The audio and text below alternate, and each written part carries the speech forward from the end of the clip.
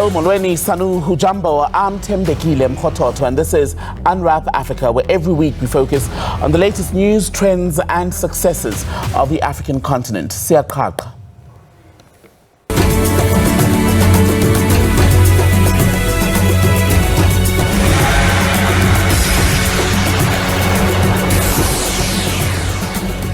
Tonight we want to hear from you regarding the latest news out of Zimbabwe, where the ruling ZANU-PF has decided to extend President Emmerson Mnangagwa's stay in power beyond 2028. What do you make of the unfolding political situation there? Let us know your thoughts by sending a voice note. The WhatsApp number is +27 78459 1897. You can also find us on Facebook, by the way, SABC Unwrap Africa, and on X we are at SABC News_TV. With that, let's have a look at more of the main stories from the continent this week.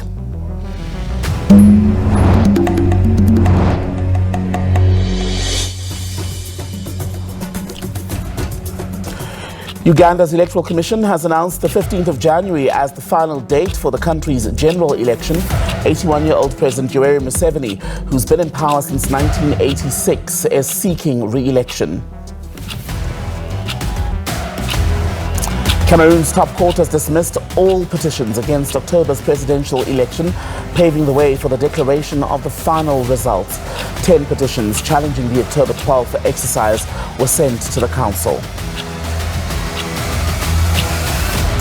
Egypt's President Abdel Fattah el-Sisi has attended the inaugural EU-Egypt summit in Brussels this week. The core agenda of the summit was centered on bolstering bilateral ties and promoting stability, peace and prosperity across the region. Here in South Africa, former President Jacob Zuma could lose his pension. That's if he fails to repay 28.9 million rand of state funds spent on his legal fees. The High Court in Pretoria has ordered Zuma to pay interest on the money accumulated over 20 years within 60 days. So if he fails to do that, Zuma's assets or his pension will be attached. A domestic passenger flight has landed at Khartoum International Airport. That's the Sudanese capital on Wednesday. It's the first time this has happened since war broke out in the country more than 2 years ago, potentially marking the gradual reopening of air traffic. Sudan's Media and Culture Ministry has confirmed the landing of the Badr Airlines flight from Port Sudan.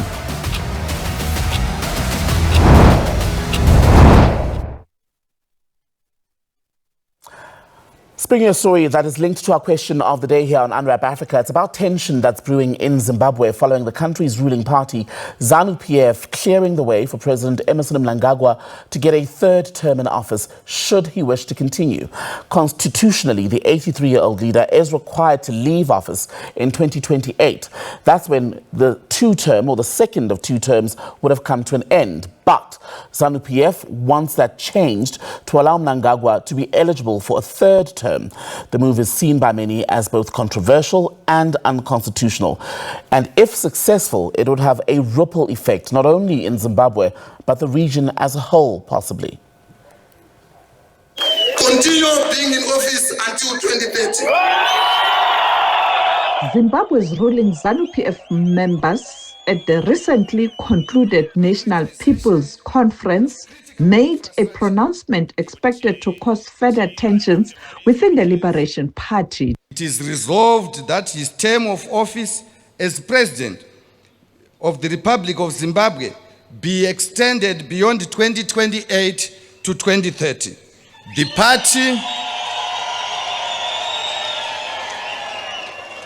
party and government are therefore directed to initiate the requisite legislative amendments to give full effect to this resolution to ensure continuity, stability, and the sustained transformation of the nation. Noting that no notable steps have been taken to implement the above resolution, this conference hereby reaffirms this resolution and directs the Secretary for Legal Affairs and the Minister of Justice to ensure that before the 23rd National People's Conference, this resolution of the party is fully implemented. Some within the rank and file of the party have quietly resisted the notion to extend Mnangagwa's prolonged stay in power. Now, they have been forced to openly defy the party's move. Economic empowerment must be genuine, equipping all our people with the means to produce, innovate our own innovate and own our own destiny.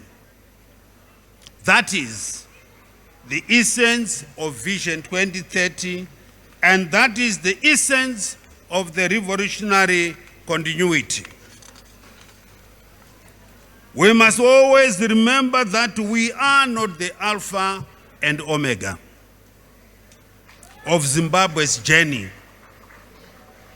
Ours is to carry forward the torch passed to us by those who gave everything without expectation of reward. Mnangagwa has previously insisted that he is a constitutionalist and harbors no interest of clinging to power. However, he did not openly reject the resolution.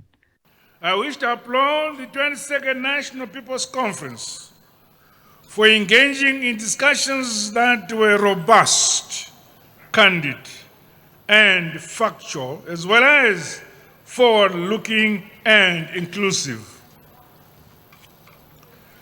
The resolutions of our meeting further demonstrate that we are a well-oiled machine, ready to leap forward our industrialization and modernization as we meet the growing needs of our people for a better quality of life.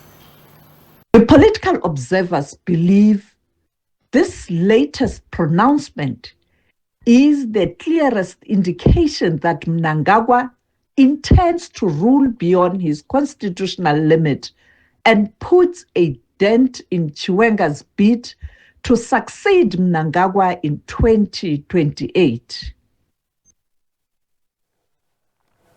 Well, we've asked Zimbabweans for their views on the possibility of a third term for Emmerson Mnangagwa. Here's how they responded. Vision 2030, Zimbabwe should be an upper middle income economy. So, myself, I believe that with the programs that has been put in place by our government, we are going to achieve that. It's absolutely no. Because ZANU-PF is creating something which is not understanding for people to create their power. They want to steal in power. Those elders men, they want to steal, I don't know, maybe to steal our life. I can say that they break our life.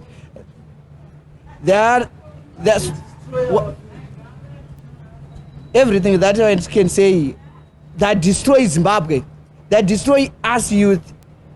But the time for us to go ahead, and this is time for us to build Zimbabwe. They have failed for 40-something years. Then today they said, give me another 2 years. For what reason? What? Constitution must work. They're busy buying people with the money. But this country, it will not need that type of thing to buy some people with money and the cars for them to extend the term of office. The proposal, as far as we understand it, cannot be done by Parliament. Parliament has no power to say someone who was elected by the people for 5 years. It is the people who elected, and that person went to the people to get a 5-year mandate. He got it direct from the people. And then after getting that 5-year mandate, you go to some other people to extend a mandate which they never gave you in the first place. So what I'm saying is that legally, Parliament has no power to do what is being proposed. It can't say, instead of you ending in 2028, you'll end in 2030. That can't happen because they don't have the power to do so. The Constitution is very clear in Section 328. It defines a term limit as an extension of time beyond the defined limit. The defined limit is 5 years. and the upper limit is 10 years, 2 terms. So any attempt to extend Mr. Mnangagwa's term of office beyond 2028 is a breach of the constitution and can only be remedied by 2 constitutional amendments and 2 separate constitutional referendums, which, given the unpopularity of ZANU-PF, are impossible to achieve and attain, which is why they are now coming with this disingenuous argument that disingenuously argues that the length of a term is different from a term limit. Even a grade 1 child can see through the moronic status quo of that submission. So that's just a flavor of the feelings in Zimbabwe regarding a possible 3rd term for President Emmerson Mnangagwa as per the ZANU-PF resolution. You've heard from ordinary Zimbabweans as well as academics and opposition politicians in that section that we just played for you. Let's have a look at what people are saying online regarding the same issue. One here from Unwrap Africa says, at this stage, if South Africa and SADC don't want to take a stand but continue to support this regime, perhaps then it's time for either a military coup, assassination, or sadly a full-blown war, I think that is, which may destabilize the whole region. And just a reminder, by the way, that the views expressed here do not reflect the positions of SABC News, but are the views coming in from people as they are sending them on X and other platforms.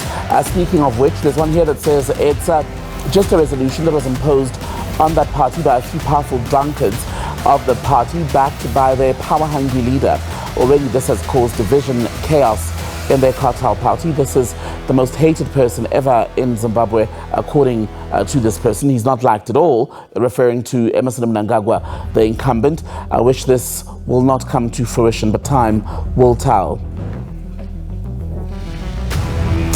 Here we've got Bazuva, who says selfish and extractive decision for continued corruption. Zimbabweans don't support this. Zimbabweans don't even know who voted for Emmerson.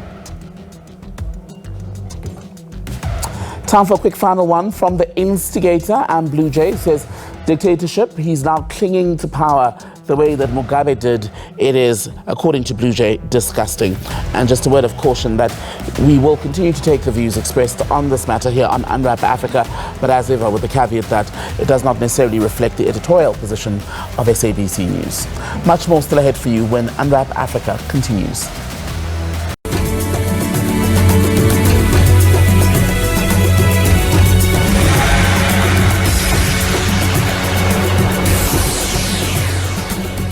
You're watching Unwrap Africa on SABC News. Tonight we want to introduce you to Nura Izath, a trailblazing entrepreneur and healthcare innovator from Uganda, founder and CEO of NeoSafe Technologies. Nura has developed a groundbreaking wearable device called Autothermo. It basically revolutionizes a newborn care by continuously monitoring vital signs and empowering healthcare workers to be able to provide timely interventions. Her work has in fact earned her recognition as the second prize winner of the prestigious Africa Young Innovators Health Award. And we're fortunate enough on Unwrap Africa this evening to have Nura with us. A very good evening to you, ma'am. Good to have your time on the program. Just as a start, how do you see, Nura, Autothermo fitting into the broader healthcare landscape of the African continent? And I'm wondering about what you see as the potential impact that it could have on maternal and child healthcare outcomes.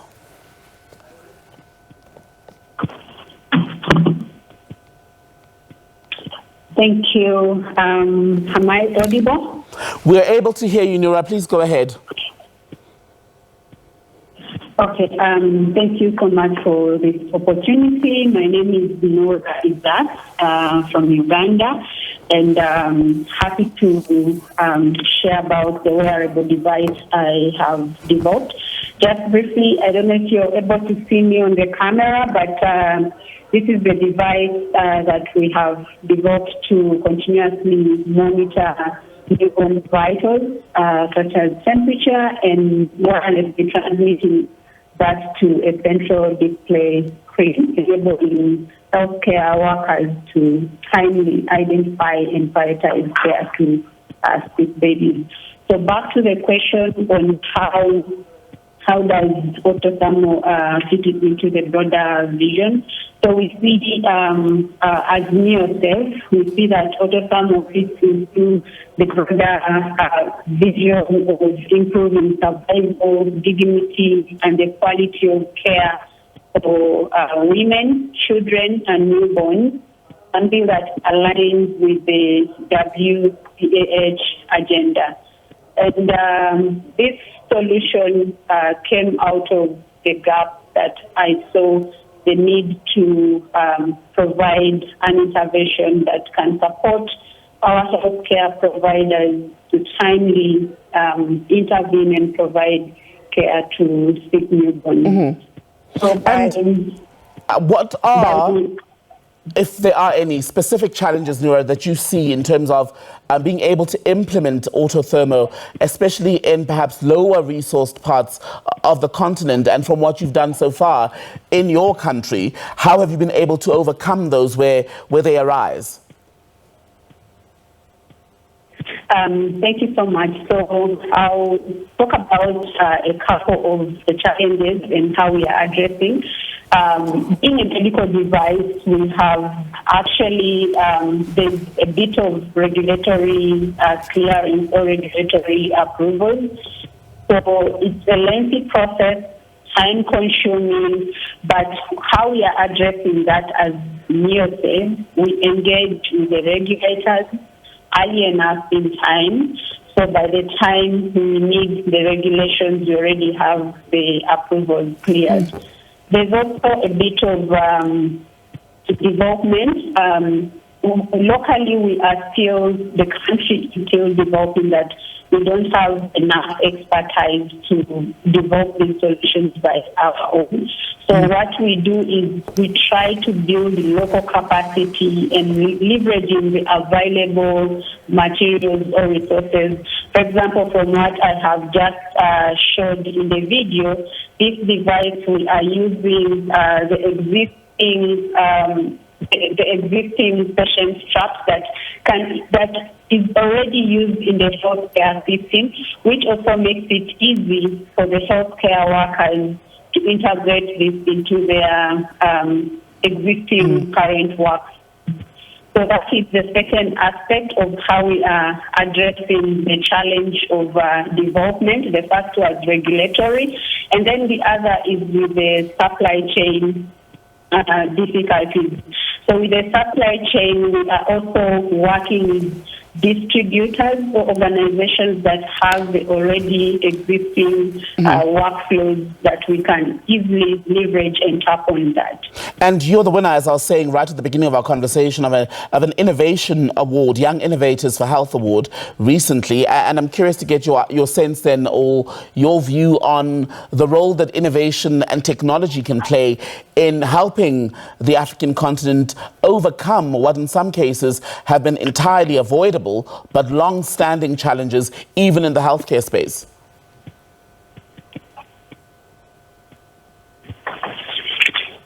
Can I just beg your pardon? I didn't hear you. I was asking, Nura, how you see, as someone who has just won an award for innovation, how do you see innovation and technology helping the African continent to overcome some of our very long-standing problems, especially when it comes to access to equitable healthcare? Thank you so much for that. So back again to the Autothermo device, as we see, it's an innovation that is developed to help save lives. So we see that innovation has the potential to improve the lives, the quality of lives for children, women, and also creating jobs. Besides just improving the lives, we are creating jobs, employment opportunities for our people, but also upskilling through local capacity building, which all aligns with the global leaders network, agenda. Nura Izath, really good to talk to you from Uganda today. Thank you so much for your time on the SABC, speaking to us about a groundbreaking new technology, Autothermo. I wanted to get that right, which is expected to improve maternal health care in Uganda and hopefully across other parts of the African continent. Stay with Unwrap Africa.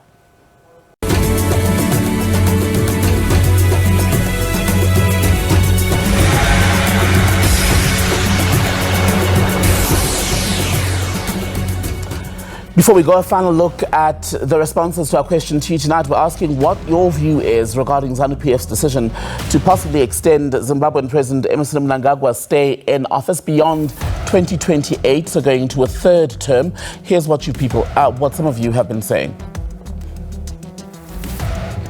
Uncle Fixer says it's a ZANU resolution. Zimbabweans have their own resolution.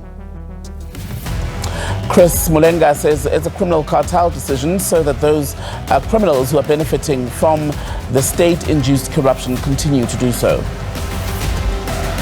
Friendly Fire says Ramaphosa should have let SADC's report on rigged elections stand, but he used South Africa's economic powerhouse status to overrule SADC, smaller states like Zambia, to keep ED or Emmerson Mnangagwa in power.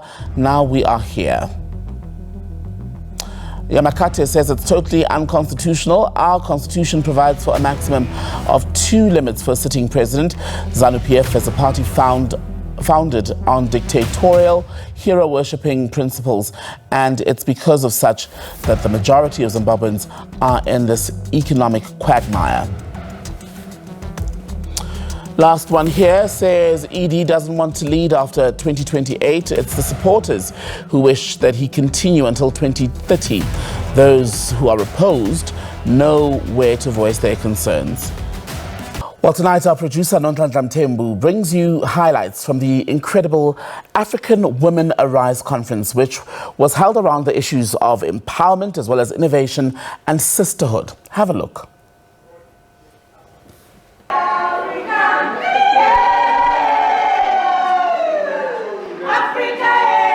This is what it looks like when African women unite.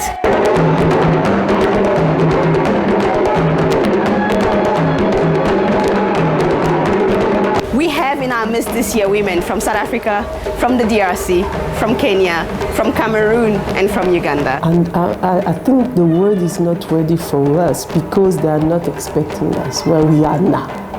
But we are preparing ourselves to invade the world, that's for sure. I travel a lot in Africa, you know, I like the world, but I really like to travel in Africa as an entrepreneur, you know. When I didn't come myself, I brought like 15 of the ladies that I mentor in business, in career, because I wanted them to be part of this, to meet other women and to be challenged. I came here for the conference and also to use my position to inspire and support others with wisdom and gentleness. Africa is indeed alive with greatness. When I look into this room and I see women who have multiple PhDs, I see women who are rising in different fields of expertise that they are in, I have no doubt about the fact that Africa is alive with greatness and they are yet to see what we are capable of. I'm from Limpopo and I'm excited to be with women from across Africa. We learn from each other. What are your thoughts about the Women Arise conference? Well, the Women Arise conference is such a blessing for our generation. Iron sharpens iron. This is a great platform for collaboration. Je remercie vivement Unwrap Africa.